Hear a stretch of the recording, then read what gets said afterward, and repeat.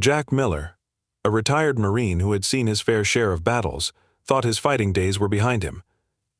After serving his country for nearly 2 decades, he had finally settled into a quiet suburban neighborhood, seeking peace and healing from the invisible wounds of war. For the past 6 years, he had lived a modest but fulfilling life with his loyal service dog, Max, a German shepherd trained to assist him with his PTSD. Max was more than just a dog, he was a lifeline, a source of comfort in Jack's darkest moments.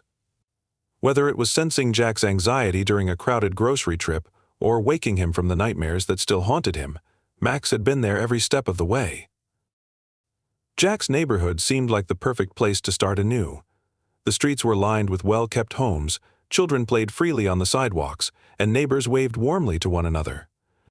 Most of them knew Jack and Max, and many of the neighborhood kids had spent countless afternoons throwing tennis balls for Max in Jack's front yard. It wasn't just a house or a neighborhood to Jack, it was a sanctuary. That sense of security was shattered on an ordinary Tuesday morning. Jack had just finished his coffee and was about to take Max for their usual walk around the block when he noticed an envelope stuck in his door. It bore the unmistakable logo of the Homeowners Association, a group he rarely interacted with beyond paying his dues and receiving their monthly newsletter. Intrigued but not overly concerned, Jack opened the envelope and began to read. The letter was short, curt, and cold. It informed him that the Homeowner Association had recently enacted a new rule: no dogs over 20 pounds were allowed within the community. The letter went on to explain that this rule was designed to maintain aesthetic uniformity and reduce the risk of property damage and disturbances. Residents were given 30 days to comply or face fines. Jack's hands tightened around the letter as he read the final paragraph. Failure to comply could result in legal action, including a lien being placed on his property. At first, Jack thought there had to be some mistake. He double-checked the letter, but there it was, written in black and white. Max, his loyal companion, was now considered a violation of Homeowner Association policy. Jack felt a familiar tension rise in his chest, the same tightness that preceded his worst anxiety episodes. He sat down on his porch steps and called Max over, running his hands through the dog's soft fur to ground himself. "This has to be a mistake, buddy," Jack muttered. Max tilted his head as if in agreement. Determined to resolve the issue, Jack called the Homeowner Association office that same morning. After several minutes of waiting on hold, he was connected to Nancy Cole, the Homeowner Association president. Nancy was a no-nonsense woman with a clipped, condescending tone that immediately set Jack on edge. He explained his situation calmly, emphasizing that Max was not a regular pet, but a certified service dog protected under the Americans with Disabilities Act. "I understand your concerns, Mr. Miller," Nancy said, her voice dripping with folk sympathy. "But the Homeowner Association has the authority to establish rules for the community, and we've determined that large dogs are not in line with the aesthetic values we're trying to maintain." Jack's jaw tightened. You can't just ignore federal law. Max is a service dog. He's not just a pet, he's medically necessary for me. Nancy sighed audibly. "We've consulted our legal team, and they've assured us that our policies are within our rights as a private governing body. If you feel differently, you're welcome to challenge it through the appropriate channels, but the rule stands. You have 30 days to comply." Jack hung up the phone, his hands trembling with anger. The nerve of these people, he thought. Did they have any idea what Max meant to him? How could they prioritize something as trivial as aesthetic uniformity over a person's health and well-being? Jack wasn't one to back down from a fight, especially when he knew he was in the right. He spent the rest of the day gathering all the documentation he had on Max: the certification papers from his training program, the letters from Jack's therapist explaining Max's role in his treatment plan, and the ADA guidelines that explicitly protected service animals. Despite his frustration, Jack tried to stay optimistic. He hoped that once he presented the Homeowner Association with undeniable proof of Max's status as a service dog, they would back down. But the next morning, a second letter arrived. This one was even more aggressive, informing Jack that his refusal to comply would result in daily fines of $200. The letter also mentioned that the Homeowner Association had received complaints about Max from other residents, though no specifics were provided. Jack decided it was time to talk to his neighbors. He knew many of them had interacted with Max and had only ever expressed positive things about him. As he walked door to door, explaining the situation, most neighbors were shocked and supportive. Several even offered to write statements defending Max's presence in the neighborhood. But not everyone was on Jack's side. One neighbor, a middle-aged woman named Karen who lived 2 houses down, refused to even open her door when Jack knocked. "I've already made my position clear to the homeowner association," she shouted through the door. "That dog is a menace. He's too big and dangerous to be around children." Jack was stunned. Max had never shown a hint of aggression toward anyone, and Karen didn't even have children. He realized then that the homeowner association might have orchestrated these complaints to justify their actions. Over the next few days, Jack's frustration grew as the fines continued to pile up. Every morning he found a new letter in his mailbox detailing the increasing amount he supposedly owed. Nancy's phone calls became more insistent, with veiled threats about escalating the matter to court. Jack's lawyer, a young but passionate advocate named Lisa, reassured him that they had a strong case. She filed a formal complaint with the Department of Justice, citing the homeowner association's blatant disregard for federal law. Still, the pressure was taking its toll on Jack. His anxiety worsened, and he found it hard to sleep. Max, as always, stayed by his side, sensing his distress and doing his best to comfort him. Jack couldn't help but feel a deep sadness. This wasn't the life he had envisioned when he moved into the neighborhood. All he had wanted was a quiet place to heal, but now he was fighting a battle he never asked for. As the 30-day deadline loomed, Jack prepared himself for the next phase of the conflict. He knew the homeowner association wouldn't back down easily, but neither would he. With Max by his side and the law on his, Jack was ready to face whatever came next. Jack sat at his dining table, his hands trembling as he sifted through the pile of letters from the homeowner association. Each one was more threatening than the last, detailing escalating fines, potential legal action, and vague references to complaints from unnamed neighbors. Despite his frustration, Jack refused to back down. He knew the law was on his side. Max, sensing his anxiety, rested his head on Jack's lap, his warm brown eyes filled with unwavering loyalty. The situation took a sharp turn when Jack's attorney, Lisa Bennett, called him with an update. Lisa was a young lawyer, fresh out of law school, but her passion for justice and tenacity made her a formidable advocate.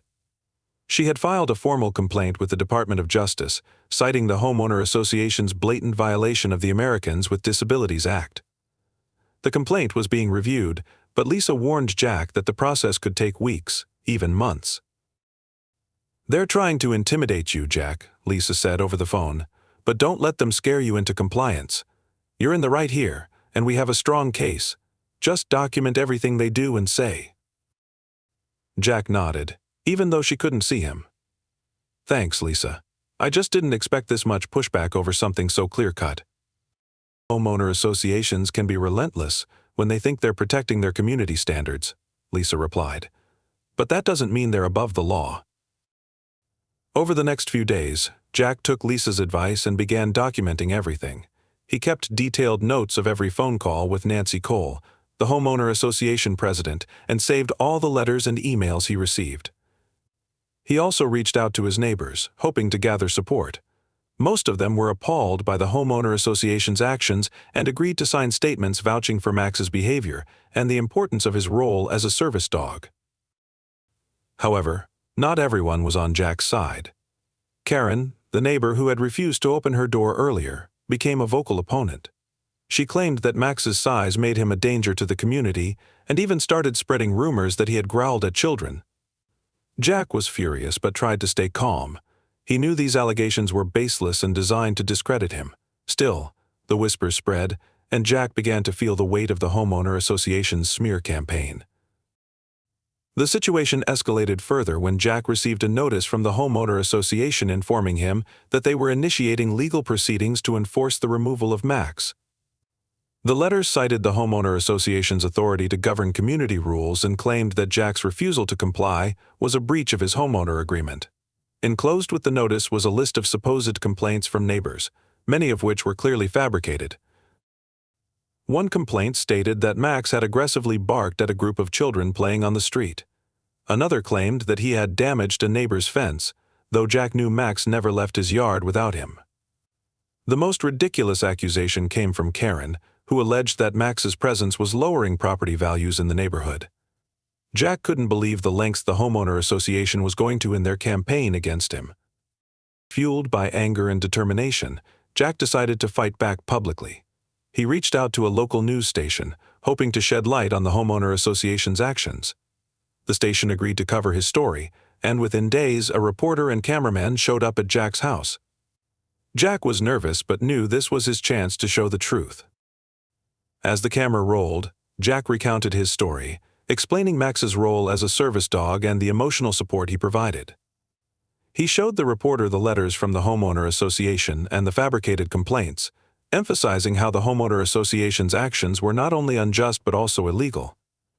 Max, as if sensing the importance of the moment, sat calmly by Jack's side, his presence a silent testament to his role in Jack's life. The news story aired later that week, and the response was overwhelming. Jack received an outpouring of support from people across the community and even from strangers who saw the broadcast. Many shared their own stories of dealing with overzealous homeowner associations, creating a wave of solidarity that bolstered Jack's resolve. The public pressure began to mount, and the homeowner association found itself in an uncomfortable spotlight. Nancy Cole, however, was unyielding. She doubled down on her stance, issuing a statement to the news station defending the homeowner association's actions. In the statement, she claimed that the rules were necessary to preserve the integrity of the community and accused Jack of stirring up unnecessary controversy. The statement only fueled the fire, drawing more criticism from viewers and legal experts who pointed out the clear violation of federal law. Jack's lawyer, Lisa, saw an opportunity to push the case further. She filed an additional complaint with the DOJ, highlighting the homeowner association's retaliation against Jack for exercising his rights. The DOJ responded by expediting their investigation, sending a representative to the neighborhood to interview Jack and review the evidence. Meanwhile, the tension in the neighborhood reached a boiling point. Jack noticed that some of his neighbors, previously supportive, began avoiding him. It was clear that the homeowner association's campaign was creating division, and Jack couldn't help but feel isolated. Still, he refused to give in. Max was his lifeline, and he wasn't about to let anyone take him away. As the days turned into weeks, the homeowner association's tactics became increasingly desperate. Jack started receiving letters warning that if he continued to refuse compliance, they would impose a lien on his property, potentially leading to foreclosure. The thought of losing his home, his sanctuary, was almost too much to bear. But every time Jack felt his resolve waver, he looked at Max and remembered why he was fighting. One evening, Jack sat on his porch with Max, watching the sun set over the neighborhood. Despite everything, he felt a sense of calm. He knew the battle was far from over, but he also knew he wasn't alone. The support from the community, the media coverage, and the DOJ investigation gave him hope. He was ready for whatever came next, confident that justice would prevail. Max leaned against his leg, a reminder of the bond that no homeowner association rule could ever break.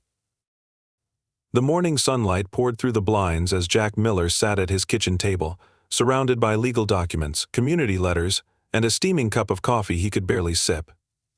It had been over a month since the homeowner association had issued its ultimatum, and the battle for Max's place in Jack's life was at its peak. The Department of Justice investigation had progressed swiftly, fueled by mounting public outrage after Jack's story aired on the local news. Calls of support flooded Jack's phone daily, but the toll of the fight was beginning to show. Jack's PTSD symptoms had worsened under the relentless stress, though Max remained steadfast by his side, nudging him gently during anxious moments. Despite the challenges, there was a glimmer of hope. Lisa, Jack's lawyer, had just called to inform him that the DOJ was sending a representative to meet with the Homeowner Association Board for an official review. The federal investigator, a sharp and seasoned attorney named Marcus Hale, was known for his no-nonsense approach to ADA violations. This was a critical step in the process, one that could determine whether Jack would finally find justice or be dragged into an even longer legal battle. On the day of the review, Jack dressed in his best suit, something he hadn't worn since his retirement ceremony. Max, as always, was at his side, his service dog vest freshly cleaned and his demeanor calm but alert. Together, they walked into the Homeowner Association's community center, where the meeting was set to take place. Nancy Cole, the homeowner association president, was already there, flanked by 2 other board members and a legal representative. Her expression was icy, her posture rigid as she refused to acknowledge Jack. Marcus Hale entered the room with an air of authority that immediately commanded attention. After brief introductions, he wasted no time diving into the matter. He began by outlining the federal protections afforded to service animals under the ADA, emphasizing that these rights superseded any local or private community regulations. Hale's voice was calm but firm, and his words left no room for misinterpretation. Mr. Miller's service dog, Max, is not a matter of aesthetic preference or community standards, Hale stated, his piercing gaze fixed on Nancy. He is a federally protected accommodation for a disability. The actions taken by this homeowner association not only violate Mr. Miller's rights but also reflect a blatant disregard for the law. Nancy, unshaken, countered with her usual rhetoric. She argued that the homeowner association's rules were designed to maintain property values and that the weight restriction on dogs was a reasonable policy. She even doubled down on the fabricated complaints, presenting them as evidence of Max's supposed disturbance to the community. Jack felt his blood boil as Nancy described Max as a safety risk, but he remained silent, trusting Hale to dismantle her arguments. And dismantle them he did. Hale calmly pointed out the inconsistencies in the complaints, referencing testimonials from neighbors who supported Jack and Max. He also highlighted the homeowner association's inability to provide concrete evidence of any actual incidents involving Max. Nancy's confidence began to waver as Hale pressed further, exposing the discriminatory nature of the homeowner association's actions. This is not about safety or property values, Hale concluded. This is about an abuse of power and a failure to respect the rights of a disabled veteran. The Department of Justice will not stand for this. The tension in the room was palpable as Hale finished speaking. Nancy attempted to regain control, insisting that the homeowner association's actions were within their rights. But her arguments were flimsy, and it was clear that the tide was turning. Hale announced that the DOJ would be issuing a formal report on the investigation, including recommendations for legal and financial penalties against the homeowner association if they did not immediately reverse their policies. As the meeting adjourned, Nancy stormed out without a word, leaving the other board members to awkwardly shuffle their papers and avoid eye contact with Jack. Marcus Hale approached Jack and extended a hand. "You've been through a lot, Mr. Miller," Hale said. "But you've stood your ground, and that matters. The DOJ is on your side. We'll see this through." For the first time in weeks, Jack felt a sense of relief. He thanked Hale and left the community center with Max, his steps lighter than they'd been in a long time. The following weeks brought more developments. The DOJ's report was damning, citing numerous violations of federal law and recommending a hefty fine against the homeowner association. It also mandated mandatory out-of-compliance training for the Homeowner Association Board and a public apology to Jack. The report received widespread media attention, further tarnishing the Homeowner Association's reputation. Nancy Cole, facing mounting pressure from the community and the media, resigned from her position as Homeowner Association president.